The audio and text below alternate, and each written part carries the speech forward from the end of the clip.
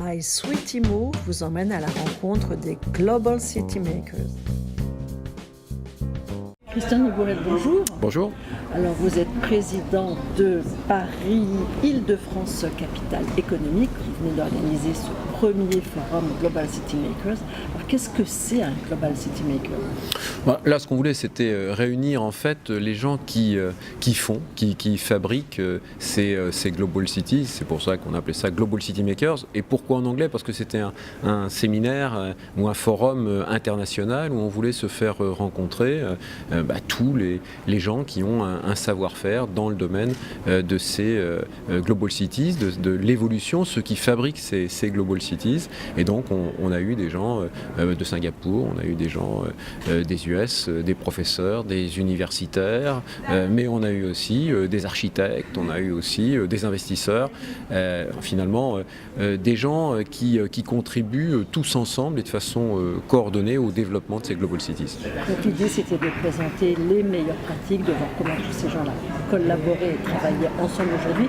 Ce qui était intéressant dans la façon dont vous avez construit l'événement, c'est que vous avez invité des gens qui vraiment faisaient des choses et ne faisaient pas qu'en parler de façon parfois un peu floue. Donc on était dans du concret.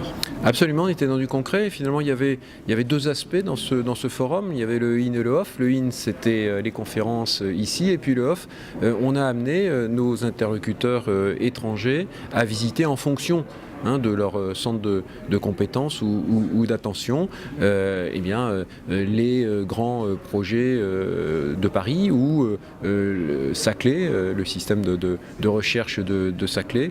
Et donc en fait un échange concret là aussi d'expérience et de savoir-faire entre des professionnels qui travaillent aux quatre coins du monde. Et alors, quels ont été leurs retours ? Le retour est extrêmement positif puisque finalement il n'existe pas ce type de forum. C'était une première et d'avoir réussi finalement à avoir des tables rondes collaboratives, de partage d'expériences et d'avoir eu la possibilité de voir concrètement ce qui se faisait sur un terrain de jeu qui est quand même assez unique avec ce projet de Paris, les a effectivement intéressés et interpellés. Alors nos citoyens ont parfois du mal à y voir clair dans le Grand Paris. Est-ce que c'est plus facile de comprendre ce que c'est quand on vient de l'extérieur ?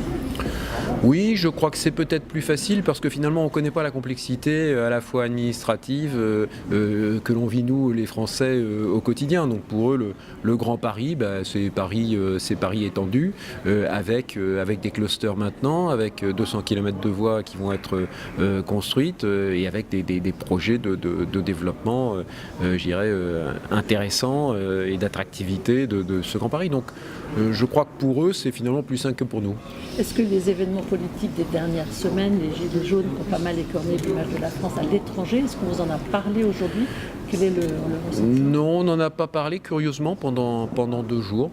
On n'a pas du tout abordé ces sujets-là, ce qui aurait peut-être été un point d'attention mais qui n'a pas émergé finalement.